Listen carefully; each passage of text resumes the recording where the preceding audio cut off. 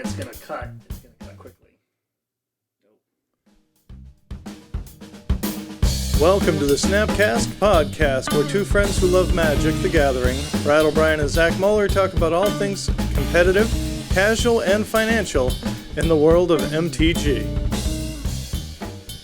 Yo, what's happening, man? Not too much, Brad. How about yourself? I'm feeling friggin' awesome. I'm on my, 6th day of antibiotics. Yep. 7th day of antibiotics. I have 3 more to go. Apologize to everybody that we did not have an episode last week, but Brad had an ear infection and a nasty cold and was both afraid of being contagious, was really run down, and was only 80% sure it wasn't COVID. Tuesday. So I get tested regularly because I'm pretty cavalier about how I live my life, and I have access to free testing anytime I want. That's nice. Yeah. So last, well, I guess not this past Saturday, but the Saturday after the last episode, I played that country gig that I talked about. Yep. And it was great, but I didn't know any of those people. I didn't, I was in a strange bar in a strange town with a strange band. So I'm just saying, on Tuesday, I thought Saturday, Sunday, Monday, Tuesday, maybe if I get tested today, if I picked it up, it'll show up. Yep. And then that Tuesday night, I picked you up actually to play Modern. We played Magic that Tuesday. And I was feeling tired, but I was like, maybe it's normal tired. Mm-hmm. And we played, I think I won. It was 3 rounds. There was 3 rounds. Mm-hmm. I won the first 2 rounds and drew. Yep. In the end, playing Black White Hammer. And I was so happy because I was so tired. I think you caught a lift home. And I did. Yep. I came home. By the time I got home, I was all congested. My ear was closed up. All of these things that people probably don't want to hear about in the middle of all of the whatever. But then I'm immediately thinking, could this be COVID? And I'm waiting for my test results, and I get my test results at some point late at night or first thing the next morning. Yep. And it says negative. I'm like, great. Cool. So it's just a cold or whatever. Yep. And it sucked so bad. My face hurt. I didn't know what was going on. All the way into Thursday morning, I finally went to walk in, and they're like, "You sure you don't have COVID?" I got tested. I got tested on Tuesday. And so they did another one. They did the whole scrape the brain test. And doctor looked right in my ear and was like, "Oh, yeah, you got an infection." Okay, so I got an ear infection and a cold. I got my test back from them on Friday, my 3rd day out of work, laying on the couch. Great. Must be nice. And that came back negative. And I had another gig coming that Saturday, and it was after 3 days of being on antibiotics and 4 days of laying in bed, I woke up Saturday and was like, I'm a human again. You really do take for granted when you can't breathe, like you're sweating, you're tired, all those things when you're sick. You forget how nice it is not to be sick. Well, I have seasonal allergies, and so I know that feeling of a stuffy nose congestion because I get it most of the time in the spring. Okay. And I was hit with a wave of that a few weeks ago as well. I knew it was just a stuffy nose. I walked into a building for my job and immediately became stuffy for a few days afterwards. Tested something in there, yeah. Tested a few times for COVID. It wasn't COVID. It was just a stuffy nose. And I knew that the minute I got it. But it happens. Happens all the time. And stuff happens. I'm just happy to feel better. Absolutely. The gig that I played at the country gig was really fun. We had a great time. The gig that I played just this past weekend with my regular band was really great. We had people dancing all night. Super fun. Let's see. When was pre-release? Pre-release was 2 weeks ago. Pre-release was 2 weeks ago, so it was even before.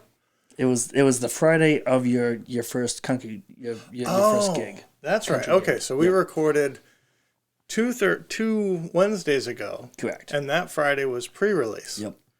pre-release for Kamigawa Neon Dynasty because, hey, guess what? This is a Magic the Gathering podcast, not a... If you didn't know. If you didn't know. So let's talk about that really quick. How did that go for you?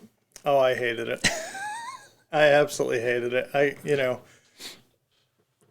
Limited is its own skill that you cannot undervalue. Like, you can't just assume that everybody's going to open a box and stuff cards together and be as successful. And then you get the variance of a sealed deck, which is you either have bombs or you don't. You either have removal or you don't. Yep. You don't get it passed to you like in traditional draft. And so I think I lost 2 rounds, like just in terrible beatings. My deck did absolutely nothing. I didn't really open anything all that good. I think the best thing that I opened was the 2 red Mythic Dragon. Okay. From that cycle of from Death Trigger Dragons. Mm-hmm. And was like, okay, well, that's like the best card I have, so I'm playing red. And it was just not good. And playing against people that looked at their pools and figured out the synergy. And I will say I have since also done a regular draft, and I ended up with a much better deck that's played much better. Still lost, but I had more fun because I at least you could piece it together as you went, right? And you could figure out small things like the thing strategies and stuff. I know more of the cards. Yep. I didn't, even though we talk about a lot of these things, and I watch the spoilers as they come out.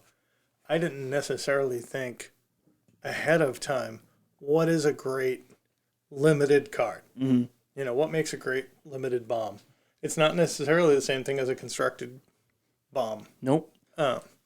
So anyway, I had more fun drafting than I did at the sealed. I definitely went like 0-2 F this, stormed out on the and I think part of that was I knew I had that gig coming. Like, I had spent all week practicing. I really wanted to have the Sunday event. And we just could not get enough people on board to do a Sunday event. No, and I guess the Saturday event barely fired as well with 15, 16 people. So, but on Tuesday night this week, we fired draft with 9 people for the first time in weeks. Months. Yeah, months probably. So, that's good. And I think what it is people realize that this set is really fun. It is. How did your pre-release go, Zach? I won. I 5-0'd. You won every round. I won every round. Which my pool, it had a few bombs. Strictly being the Mythic Black Dragon from the death cycle that you were talking about. I had 4 on-color rares. I played blue-black. I ended up with the legendary Toad Rider, the black legendary land, and then the black dragon. And then I had the blue Invoke the Winds, which was pretty medium throughout the rest of the night. And then I had the rare Saga Flip creature. And I played all of them because I was like, this seems good enough. And my black and blue cards were also just happened to be good. Yeah. I didn't have any duplicates of any bad cards, so I said I'm just going to play all of these, and it worked out. Did you play against anything that was interesting? So I will say, in one of my 2 matches, I played against a very interesting deck. Did you? I played against a Bant enchantment deck from our friend Leif Erickson. Okay. Who was on the cast before. Yep. He had a really interesting enchantment theme going, and it worked out very well for him. I think he actually 4-1 the event. With his only loss being to you. With his only loss being to me in round 4. Not trying to rub that in, Leif. I'm just saying. I played against John Stover, and I swear he built his whole deck around the Kiki Jiki saga. Okay. The Legend of the Mirror Breaker or something like that. And it's the saga that flips into a poor man's Kiki Jiki. Yep. But then the rest of his deck were all cheap creatures with ETB effects, like the beetle that makes your opponent discard a card. And so every turn, we got to a point in the game where empty-handed, I draw a step, draw a card, and he activates Kiki Jiki, blinks makes a copy of the beetle, makes me discard. Yep.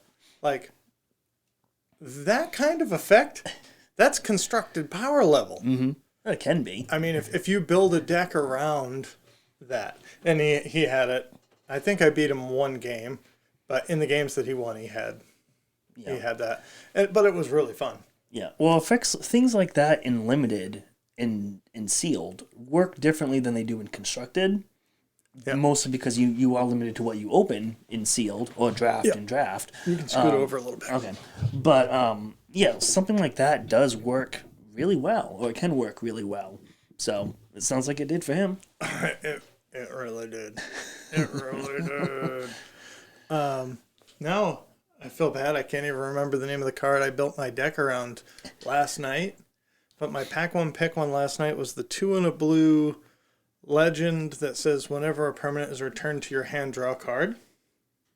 Okay. This effect only happens once per turn, but you can pay X and white. Yep. Return an artifact or enchantment from your graveyard to the battlefield. Bounce a land to your hand. And I know what you're talking about. I can't think of the name either. And so I tried to draft a kind of blue-white control deck that had a little bit of tempo elements. I had some counter spells. I had a bunch of removal. And I had that guy just thinking if I could get to the late game, all of my cheap artifact creatures, the artifact rogue, the patchwork guy, a bunch of things that I threw into, I could chump block with and then play them again. Right. And then play them again. And draw an extra card every time. Yep. And when I got to do that, the deck was awesome. It felt really good. It felt really good. And that was another thing that just made me think that in any blue-white deck in Commander, that might be an auto-include. Mm-hmm. Just the ability to play stuff from the graveyard and draw an extra card whenever you bounce something to your hand. There's something to that. Mm-hmm. It was super powerful. Nice. I mean, there's a million super powerful cards, but right. I mean, Emery is super powerful. We don't see a whole lot of Emery, but anyway, I had more fun drafting than I did at Sealed. Good. And I think a lot of people are feeling like this is an exceptional cat, an exceptional limited environment. Mm-hmm.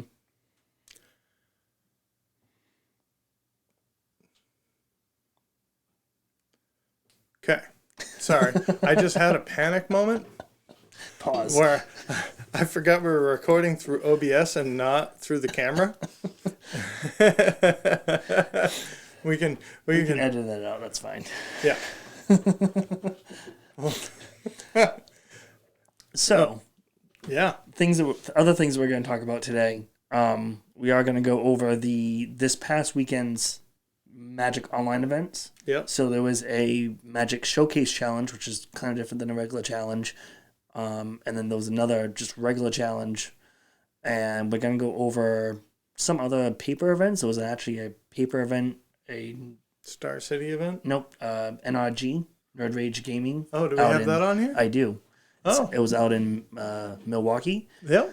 So we'll go over that briefly as well, but things are slowly starting to happen again in paper. Yeah. NRG has gone on the record saying that they are going to do an event every month, once a month. Wow. For the year, I believe. I think they were backed by not Channel Fireball, but they were backed by somebody out west to help with that, I think. So they're gonna be doing paper events once a month for coverage. So that will be good. Yeah. So there will be a changing meta and a reason for people to be tweaking their decks. Mm-hmm. SCG did just have an event in Philly as well. They did. That was a 10K. Yep. That went pretty well from what I understand. That was actually, they had 2 10Ks. They had one that they had announced right around the time that they announced that they were axing a lot of their content creators. Yeah. And then because the first modern event filled up, they were going to hold a second modern event the next day. Oh. As they axed all of their competitive Magic content creators. So, that worked out real well. Well, maybe it did. So here's the thing. Would I rather this big website have the content all in one place, or would I rather there be events? I'd rather there be events. I would too. Because there's a bunch of other smaller websites. I think we'll start to see more content pop up. Obviously, you got Reddit. Obviously, you got Twitter. I feel bad for, again, Sherry T and Brian Gottlieb, who are, now thinking about what they want to do in content creation as an income. Thank God we're not doing this as an income. This is just a hobby. This is just a hobby, absolutely. But if SCG said to me, we have the money to pay writers or, hold events, the SCG tour can do way more for the game just having events. I would agree with that for the most part. Like, it's nice to have the content by, pros and semi-pros and stuff like that. But being able to go to the events and watch them live off of Twitch or whatever it's really nice. And in the 2 weeks since we've been on, there was also some Pioneer events. Yep. That have done well since Kamigawa Neon Dynasty came out. Pioneer is also already experimenting with those cards. There are rumors about upcoming new Pioneer Challenge decks. I think it's a great time to be interested in Magic. It's a great time to be interested in potentially MTG finance and speculation. But let's talk about the competition. Really high level. We've got an overview here. What was played between Saturday and Sunday? What did it look like? So Saturday was, like I said, like the Showcase Challenge. This is just a quick rundown of the top 32. What's the difference between a Showcase Challenge and a regular challenge? I think it's prize pool, okay. Prize payout. I think the Showcase Challenge can only be entered with qualifier points that you acquire throughout doing leagues and stuff like that, whereas a regular challenge you can pay 30 or 40 tickets or X amount of play points. Okay. So the Showcase Challenge is a more special challenge. Like, you have to basically qualify for that. Okay. Almost like a PTQ. Gotcha. But so the Showcase Challenge, the top 32 had 4 color Blink decks, 3 Grixis Shadow decks, 3 Amulet Titan, 2 Blue-White Hammer, which is kind of important to... Yeah, we're going to talk about those decks. To note that. 2 Living End, which is also important to note, because I think those ones made top 8. Both top 8, yeah. I think they both top 8. 2 Murktide, and then these are all singletons. Jund Food, which I don't think this one was running Asmo, or maybe that's the other one. Madu, Midrange, Jund Saga, Footfalls, Tamir Footfalls, Blue-Black Control, 5 color Creativity, 4 color Elementals, Red-White Equipment, Red-White Prowess, which is probably the same thing. Niv to Light, which is the 5 color Bring to Light, using one of the dragon from... Oh, from Kamigawa? From Ravnica. Niv Mizzet, there we go. Oh, Niv Mizzet Reborn. Excuse me. Yeah. 1 Belcher, 1 Jeskai Prowess, a Hardened Scales, a 4 color Sahili combo deck, and then Red-White Burn and Red-White Boom Bust. Is the Boom Bust the Crack the Earth deck? That's the Crack the Earth deck that we covered a few weeks ago. Yeah. So again, this is the top 32. I love how many deck types there are. Yep. Friggin' awesome. Yep. And the records for all these decks were X2 or better. So if it was 7 rounds, then all these decks went at least 5-2. So they won 5 rounds, they lost 2 rounds. Yeah. So that many singletons making top 32 it just again shows how good the format is. Right. And so Saturday looks like it was 9 rounds.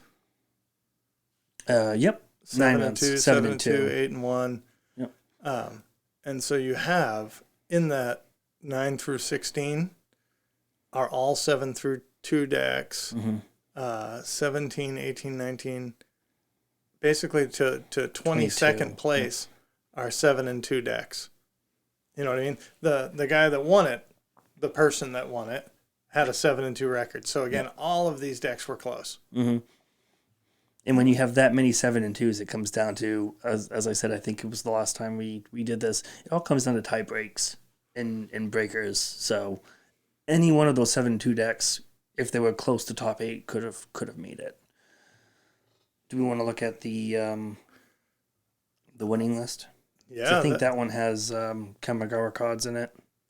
It sure does. So we are... Oh, why don't we bring it up on the screen here? There we go.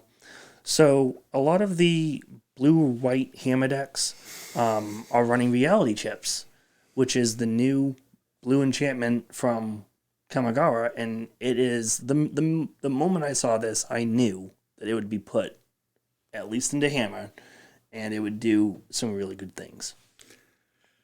I really liked the card, but I still had doubts. Why? So the reconfigure cost is big. Mm-hmm. So it's only great if you have Pure Steel Paladin or Sigarda's Aid. You know what I mean? Mm-hmm. So a 2-mana 0/4, not awesome. Nope. I mean, you can put a hammer on it, mm-hmm. which is cool. It's another target, but you have to give up something for this. So this list is not running any Ingenious Smiths. You notice where this has dropped the Ingenious Smiths, mm-hmm. And it picked up the Restoration Specialist, the Reality Chip, 2 Blacksmith skills. Mm-hmm. That's sort of what's in place of the 4 Smiths. So back to why I doubted it. In order to get the most out of this, you really do need to have it attached to something so that you can cast spells from the top of your library. Mm-hmm. That's when it's busted. Mm-hmm. You can only do that if you have a Pure Steel Paladin or a Sigarda's Aid all the time. Like, in order to have 2 mana to play it and 3 mana to equip it, mm-hmm. you're probably doing it over 2 turns. That may not be fast enough. Mm-hmm. So, but in my thinking is, if you have Sigarda's Aid already, or Pure Steel Paladin already in play, mm-hmm. this is as good as most other equipments. It's almost like win more. But it's shown up now for 2 weeks. People are trying it. They're liking it. Mm-hmm. I haven't seen it in play yet. Right. Well, so my take on it was, and I was thinking about this earlier, was it kind of allows the deck to play more mid-rangey and kind of more attrition-y, right? Because you can fetch this with Stoneforge Mystic, mm-hmm. keep it in your hand until you want to, flash it in at the end of your opponent's turn, and then, reconfigure it. Or if you have the Sigarda's Aid, you just put it right onto a creature. And then it allows you, as long as you don't hit multiple lands off the top of your deck, it just allows you to play anything. Yeah. And this list and most of the newer lists are fetch shock mana bases mm-hmm. somewhat. So you've got, I think, 4 fetch lands usually. No, this has Windswept Heath, Marsh Flats, Arid Mesa, and 2 Flooded Strands. So this has 5 fetches. Yep. 4 Seachrome Coast, 4 Snow-Covered Plains, 4 Urza's Saga, 3 Inkmoth Nexus, and is running a Hollow Fountain as really the one tutorable dual land. And then it's also running the new white legendary land. El Ganjo, Seed of the Empire. Yeah, as a one of, which a lot of these lands, even in both top 8 lists, both top 8s from both events, have a number of these lands. Mm-hmm. They're all one ofs, maybe 2 ofs if they're running Seiju. Yeah. Who endures. Everybody's testing them. Yeah, but everyone is playing these lands. The black and red ones seem to be the worst, but the blue one pops up a lot, the green one pops up a lot, and the white one is showing up a little bit. So yeah, it's for white, the poor cousin of the color pie. Like any effect that we can get out of our mana base is great. Yep. And so I guess I think it's early to say if this is the build. Sure. But I think picking up a reality chip, if you're somebody that plays Hammer, makes a lot of sense. Yep. Like it's not a big deal to have one or to start working towards this. Mm-hmm. But I think the hammered deck as a core is mono white and can win just fine. Yep. Whether you're black white, whether you're blue white, whatever. So, not having watched this person play to know if it was the reality chip that ever won them the game. Like, Sure. Maybe it came up a couple of times in 9 rounds. Maybe it never came up. Mm-hmm. But it's always fetchable. It is always tutorable with Stoneforge Mystic. Yeah. It's always going to be fetchable. So. And when we were talking about previews 3 weeks ago, that was the thing that excited me the most. Mm-hmm. We have a whole slew of creatures that you can get with Stoneforge Mystic. So I'm in. I also like the tech in the sideboard of Lavinia Azorius Renegade that you get in blue-white. Mm-hmm. That's really good against rhinos. That's really good against elementals. Yeah, I'm a big fan of not getting blown out by Fury. And more so Subtlety lately. Again, Subtlety. That card, I think they named it Subtly for a reason. Subtly, that is a very good card that people are sleeping on. But I'll leave it at that. Yeah. Was there anything else in this top 8 that you wanted to talk about? No, I skimmed through all of these earlier, and again, a lot of the, if they're playing green, they're playing Besagus, Who Endures. The Grixis Death Shadow decks weren't playing with anything new that I saw. The Living Index were playing with the new Sky Turtle, the giant, it's like a 6/5 that has 2 different channel abilities. Might be on the next list. But this guy was playing the blue legendary land. Yep. The blue legendary land. There it is, Colossal Sky Turtle. Top. Yep. So it's a 6/5 for 4 generic, double green and blue. But the channel abilities, you can pay 2 in a green, discard it, and return a card from your graveyard to your hand, or you can pay 1 in a blue and bounce a creature to its owner's hand. I've been playing Living End on Moto recently. I've used both abilities, and I've won games because of both abilities. Yeah. Somebody has a hate creature, like... I can imagine both of those modes coming up. Yep. And like literally, if you channel this into the graveyard, draw something else that you then cycle. Yeah. Yeah. Or like I think what I did with it once was I pitched it to regain one of my Violent Outbursts, and then on the same turn, which is the end of their turn, cast Violent Outburst, which is the target card. It's target card. Oh my god! So I got to return Violent Outburst to my hand, cast it, and then won the game. Okay, that's great. Yep. Obviously, in Magic, we kind of have to look at everything now through a lens of commander playability as well. Like how this card could be great. It could be great in Living End, and that's it. But if it could also see play in Commander, even as an uncommon, it's a card to pay attention to. It's a very powerful card. That is a stupidly powerful card when you realize, it's a regrowth.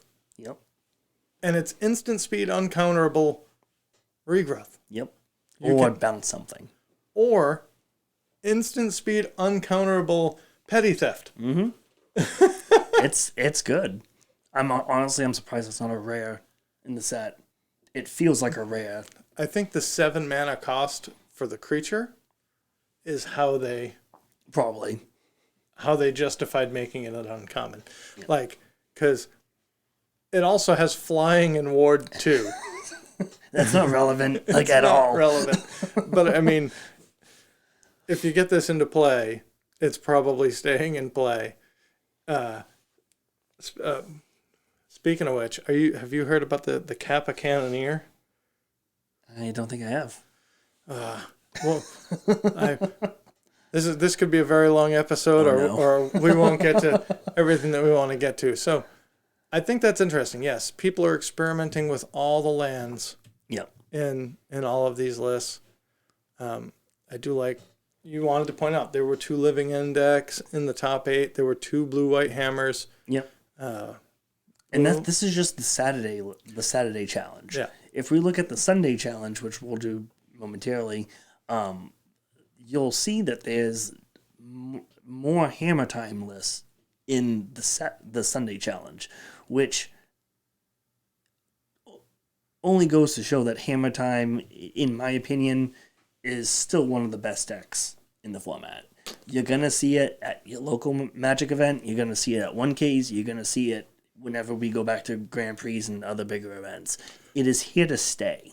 Give us the overview of the Sunday event. So the top 32 breakdown for the Sunday event was 6 white X hammer lists. So mono white, white black, white blue, 4 Murktide, all blue red, 4 4-color blink, 2 red white burn, 2 living end. And then the rest of these are all one-ofs. Jund Saga, Jeskai control, blue black control. I did it again. Red green Shamans, That's which placed 9th.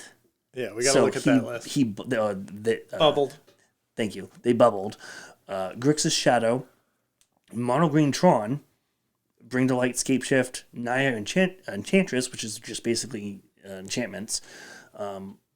Black green Yawgmoth, black red Goblins, 4-color Footfalls, Belcher, mono red Prowess, blue white Urza Affinity. Again, I cannot say how much I love the fact that any of these decks could have been in the top 8. Any of these decks could have succeeded. Now, yes, 6 white X hammer decks were in the top 32.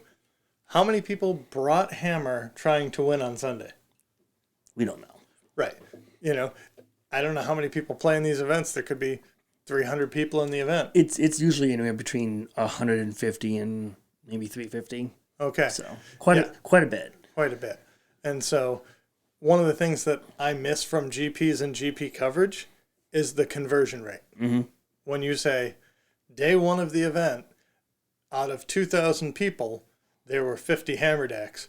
On day 2, there are 40 hammer decks. You know Hammer's crushing it. Right. But if they go, on day 1 there were 40 hammer decks, and on day 2 there are 10. Yeah, there's 10 hammer decks. Mm-hmm. But the conversion rate wasn't great. How many one-ofs? 1, 2, 3, 4, 5, 6, 7, 8, 9, 10, 11, 12, 13, like 15 one-ofs in a top 32? Yeah.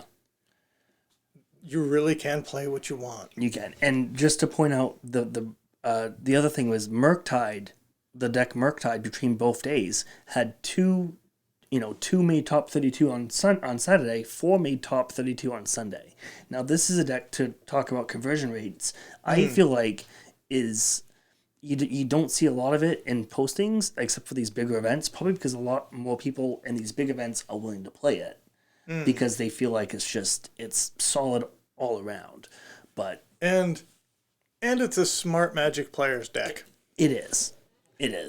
So, It's more control-y and, chip in with small bits of damage, control what your opponent's doing, and maybe play a few, hate cards for certain matchups.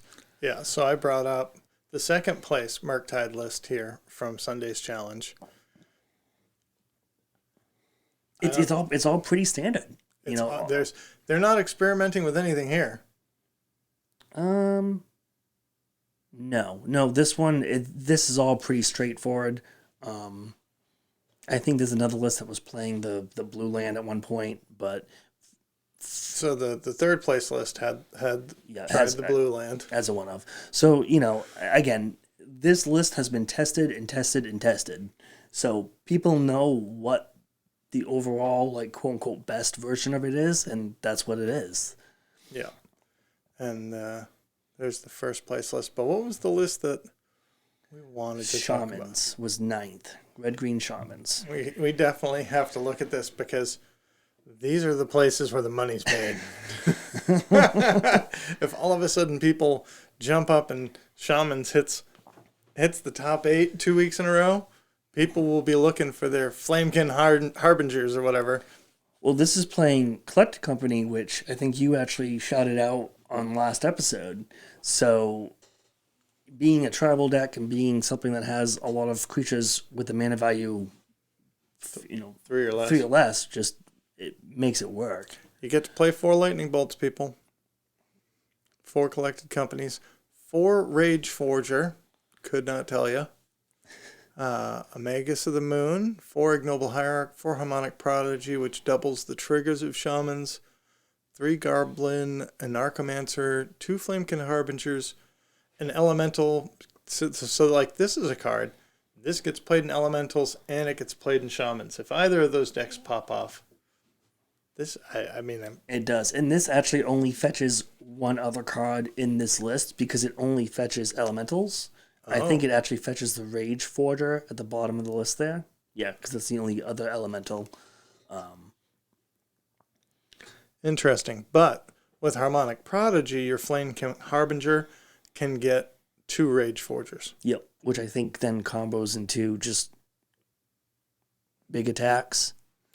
When it enters the battlefield, put a +1/+1 counter on each other shaman you control. If that triggers twice, that's 2.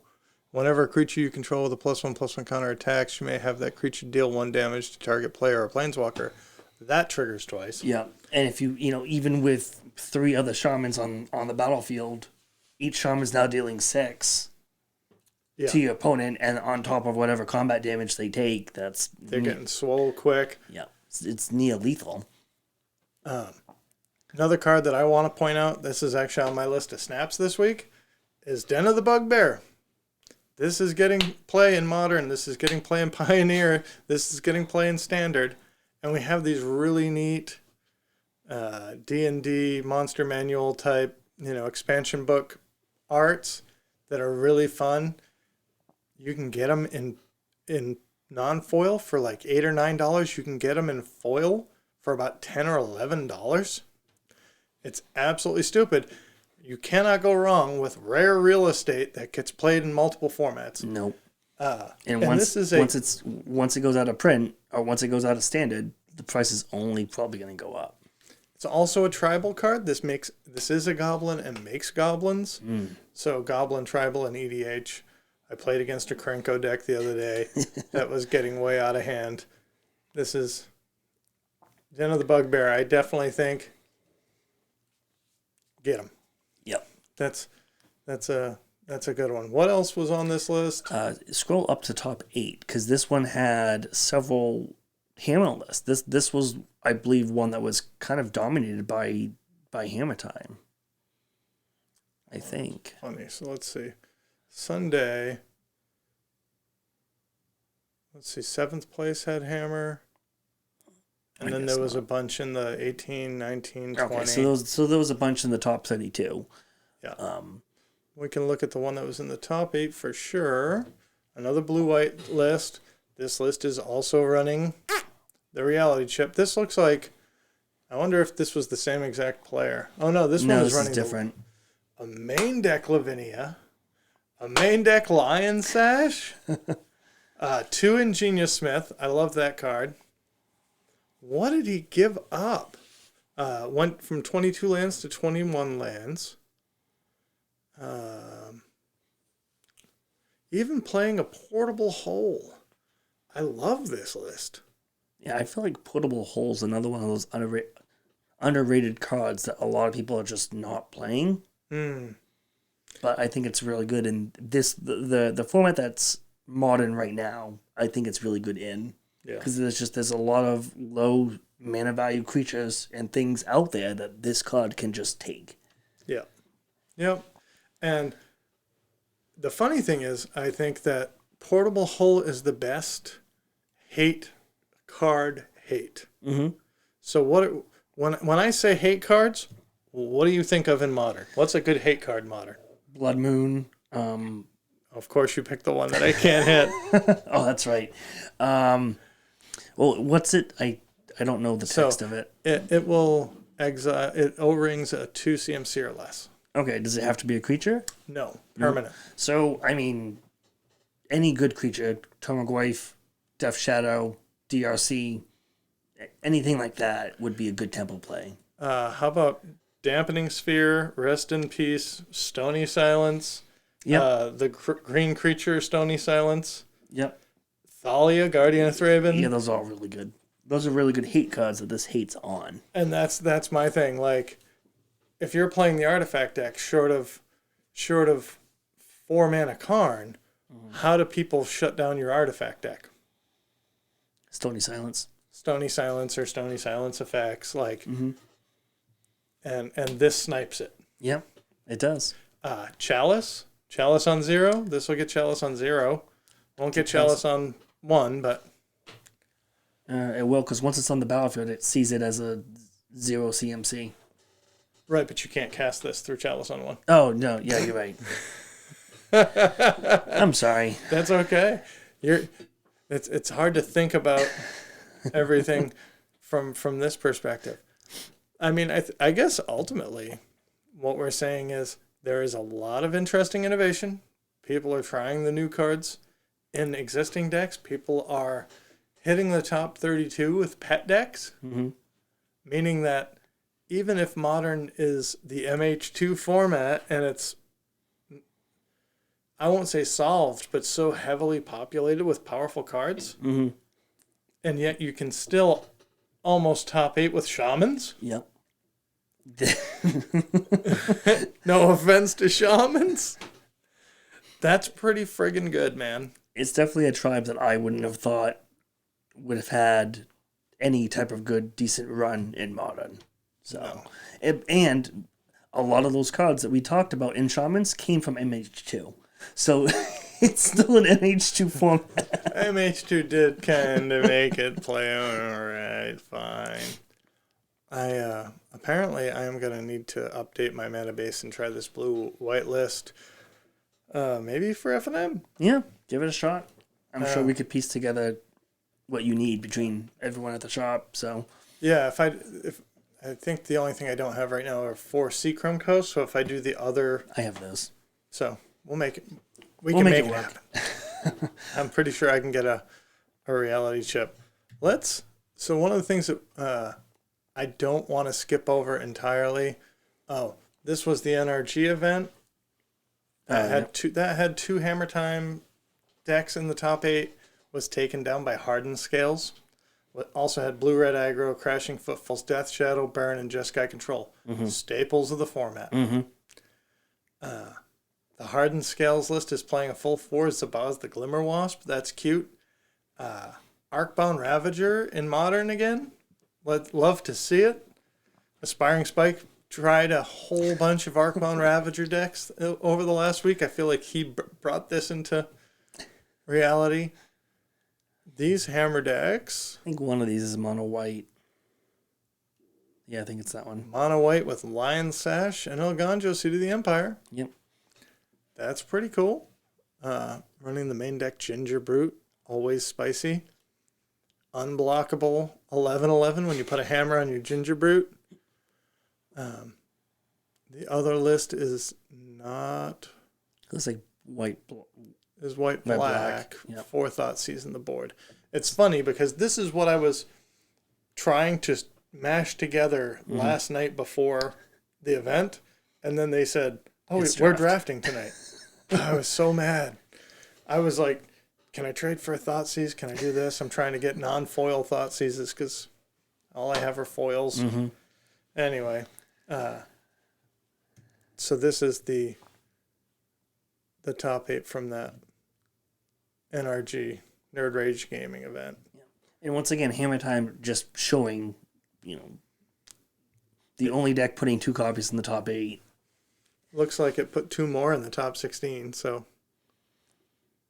Yeah, this has to be on your radar for any event. It has to be. You have to have a plan for it. You can't just skip it. You can't just try to dodge it. You're going to see at least one. We know that doesn't work. Swiss route. That does not work, no. You can't dodge Grixis Death Shadow. No. Looks like the 4th list was playing the blue-white reality chip list with a Lion Sash. Lion Sash is so cute. I think it's incredibly powerful for Pioneer. Again, I'm not quite sold on Modern. Even though that's the card I was so excited about 2 weeks ago. It costs a lot to play and activate, and it makes me sad. But I will say, March of Otherworldly Light. Yep. Snap that shit up. Not just that one either. The blue one has seen play in some 5.0 league dumps, and the red one has also seen play courtesy of M. Hayashi doing what he does best. Those 3, I think, are going to be prevalent to some degree throughout Modern's history. Yeah. It might take some time, you know, this is a new set. We're only 2 weeks in to actual it being modern playable. So give it some time, but I think it has enough powerful cards in it that's going to shake up modern just a little bit. Yeah. Well, I'm totally sold on March of Otherworldly Light because Pioneer, I think, is growing. Mm-hmm. I think Modern is the new Legacy, Pioneer is the new Modern. Yep. And it does look like, despite, and we're going to skip this conversation for this week, despite Pioneer still being not allowed on Arena for some reason, mm-hmm. you know what? People are talking about the next Pioneer decks coming out. People are excited about that format. That format doesn't have prismatic ending. Nope, it does not. But you know what Otherworldly Light does that that prismatic ending doesn't? It's instant speed. It's instant speed. You know what Otherworldly Light has in common with Solitude and Fury and Grief? What? You can pitch cards to it to make its cost almost negligible. Yep. So on your opponent's turn with 1 white mana, on your opponent's turn, you can exile a 4-drop by pitching 2 cards if you had to. Mm-hmm. You know?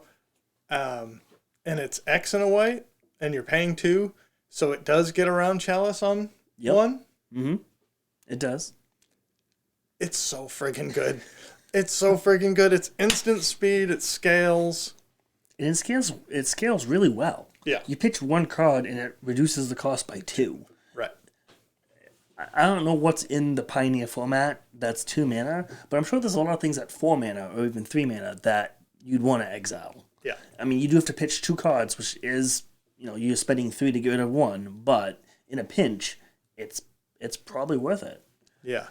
I actually brought up the Pioneer Challenge from February 13th, and I don't have the quick and dirty version, but we have the basically mono white enchantments. Mm-hmm. That'll hit just about everything in this deck if it's not protected by Karametra's Blessing or Aliseed. Mm-hmm. And that's basically a mono white boggles list where you have a few creatures that you just want to suit up, make them big, and then just try to protect it with whatever you can. They're running the full 4 Light Paws, Emperor's Voice. When you play a enchantment or aura, or whenever an aura enters the battlefield under your control, it's so much text on this card. Well, and it's the fancy artwork too, so the text doesn't pop up very well. If you cast it, you may search your library for an aura card with mana value less than or equal to that aura, but with a different name than any other aura that you have. Put it into play and attach it to Light Paws for free. Okay. And so this just, you know, you have an Aliseed on 1, Light Paws on 2. On the next turn, you play an All That Glitters on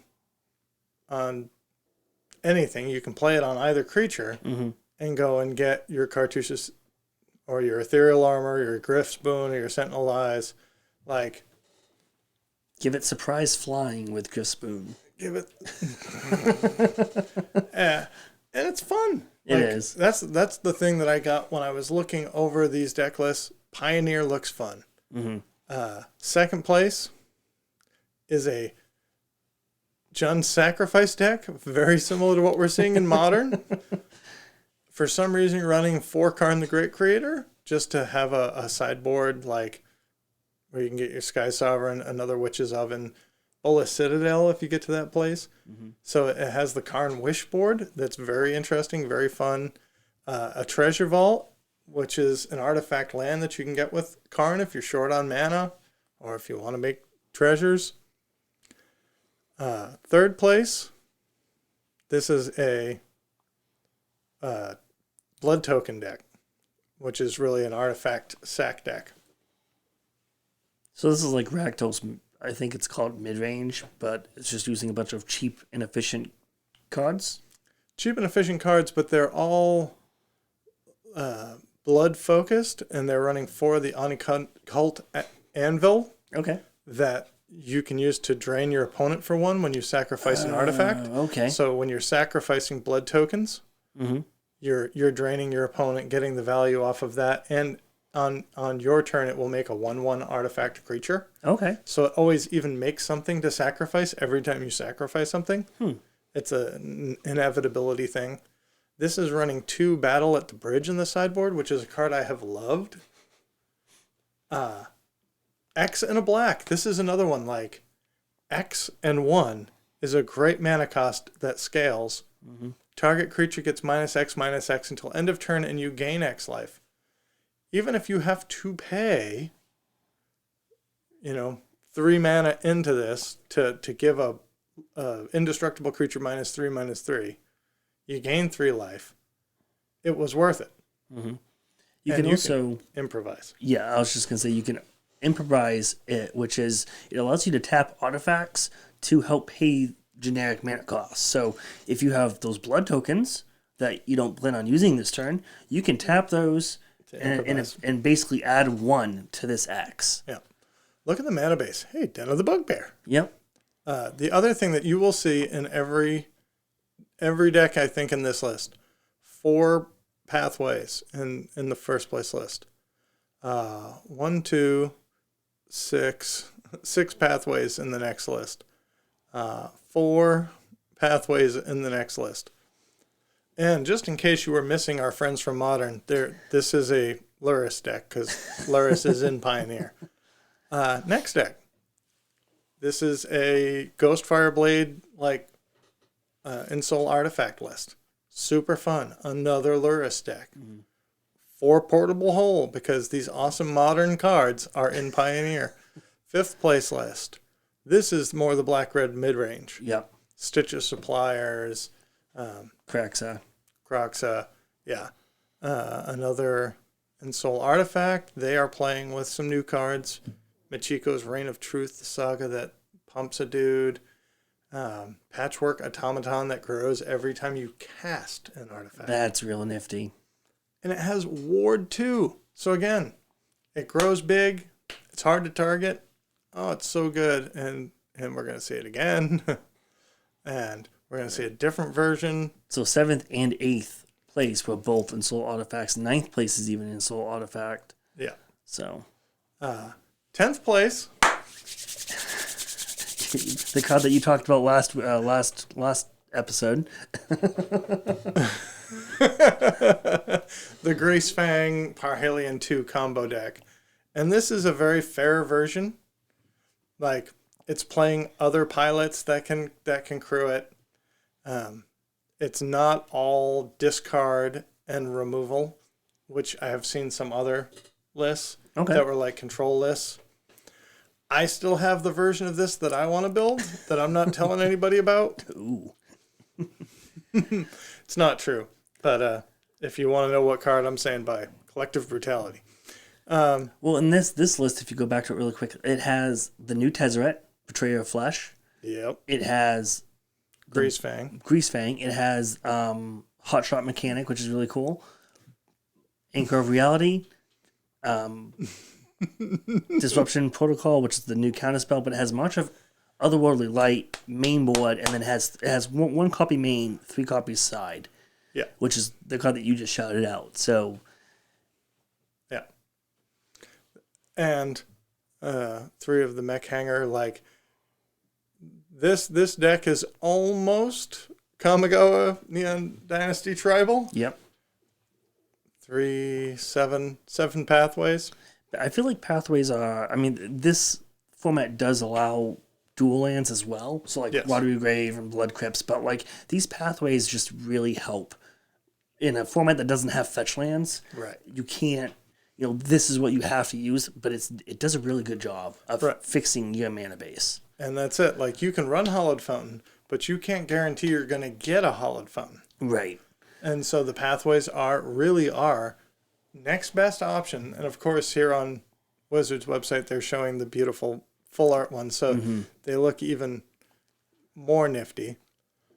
Another Ensoul Artifact deck. People are really in on it. Look at this mono black. We're into the 12th place deck. So Pioneer, again, it just looks super, super fun. I think that there's a lot of places where there are cards that you may want to pick up. You should probably do it now. You should probably do it now because we're talking about these SCG paper events. We're talking about these NRG paper events. Seeing more people show up to the shop to play draft, to play cards. If people start playing Pioneer and Paper, which is Paper Pioneer, Paper Pioneer picks, as I think Jason Alt would say. He talks about Paper Popper picks. Yeah, that's a good one. These cards are gonna jump, and so what do you got for a pick this week? So I have 2 picks. They're both kind of modern based. The first one is Primeval Titan. Now, this is not going to spike to be a $30, $40 card that you can then flip for major profit. This is a card that historically, I think, settled around 15 to a point where it was one of the most played decks in Modern. Now it's 6 for a non-foil. And then for a foil or promo can range from anywhere from 10 to 22, depending on which one. But it's the deck that it goes in is almost a staple in the Modern format. Oh yeah.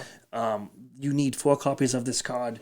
It is banned in Commander, so you can't play it in Commander. But that's why they're $6. That's right. But if you're looking to get into Modern, if you've liked the deck, if you've seen how it plays out, now might be the time to pick up your playset. Yeah. Because it's cheap.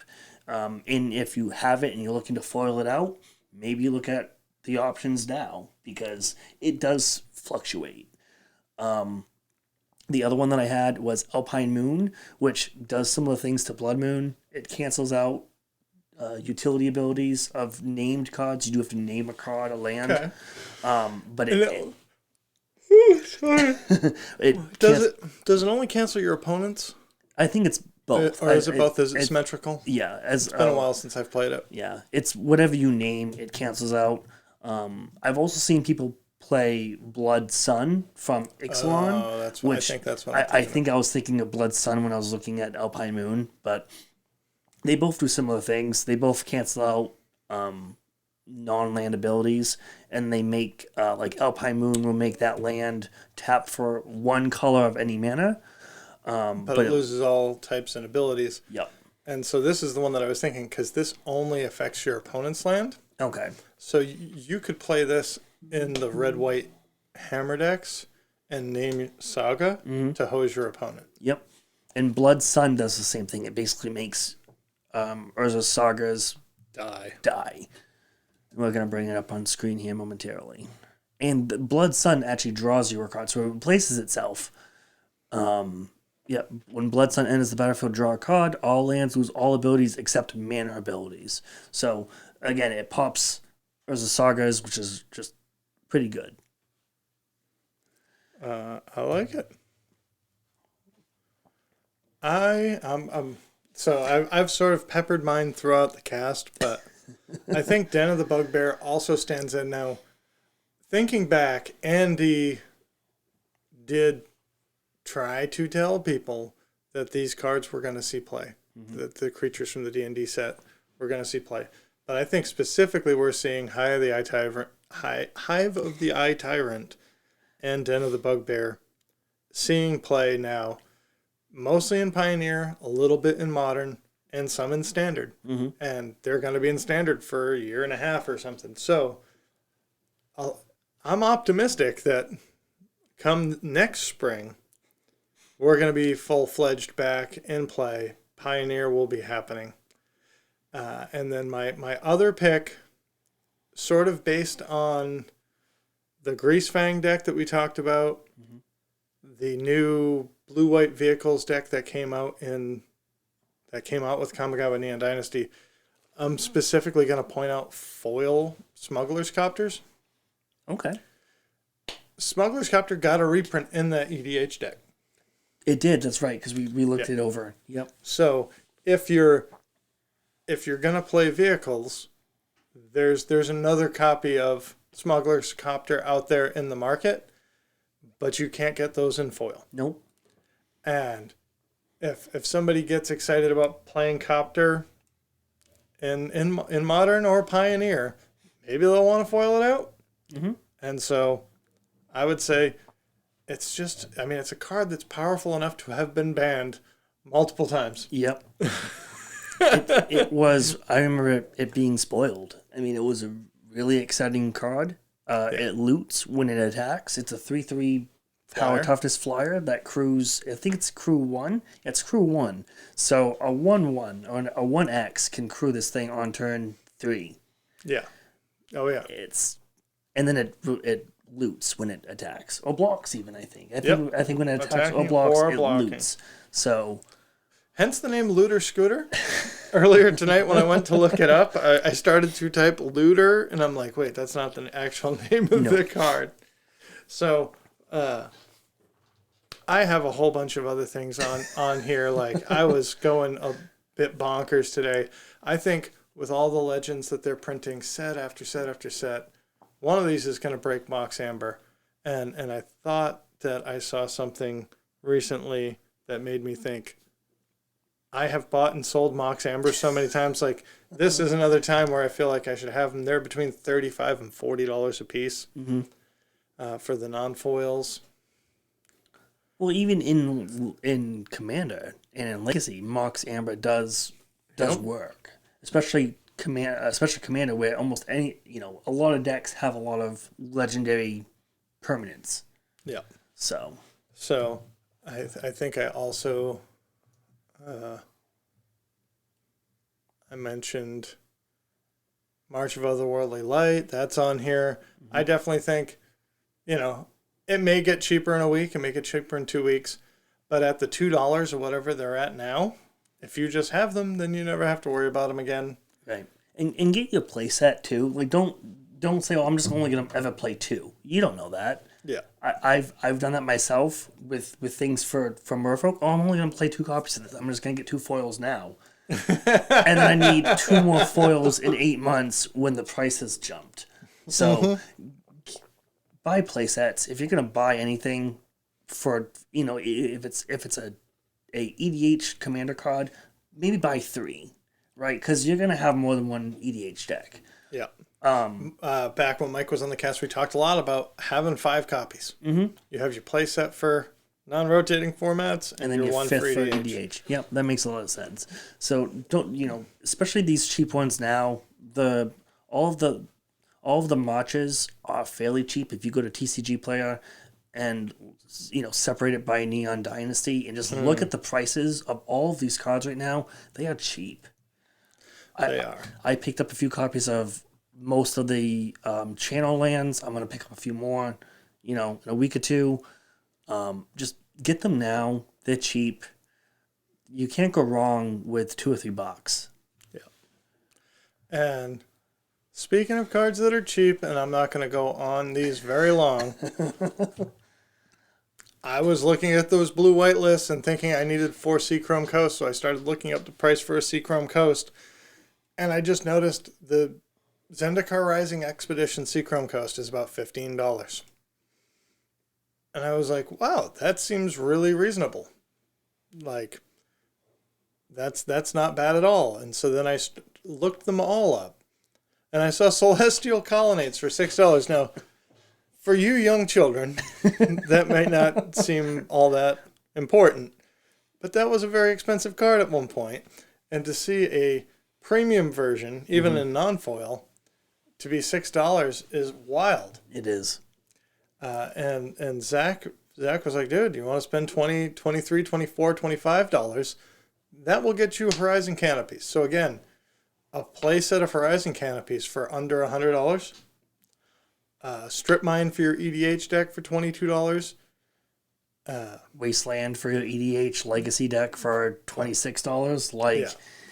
And then, we had talked about the other fetches from Modern Horizons 2. You've got a whole... This is why they're cheap. There's the Modern Horizons 2 fetches, and then you've got Arid Mesa here for $26.71 in a premium border. And the most expensive one, strangely enough, is Polluted Delta for a fetch land. And the most expensive of these expeditions is Cavern of Souls at 95. I think these are worth looking at if you need land. So for me, if I'm happy to borrow some Seachrome Coast, but yep. If I like the blue-white list, I'm going to aim for these. Mm-hmm. And I think that they're really reasonable. And that's about all I've got to say about that. What do you got to say about things? No, I think that's about it. I agree with everything that we just talked about and covered, especially for the expedition lands. So that's a tricky one. It is. So I guess we'll see you guys next week. You got it, man. I'm looking forward to it. Thanks everybody for listening. Do the like, share, subscribe stuff, and yeah. Catch you next time.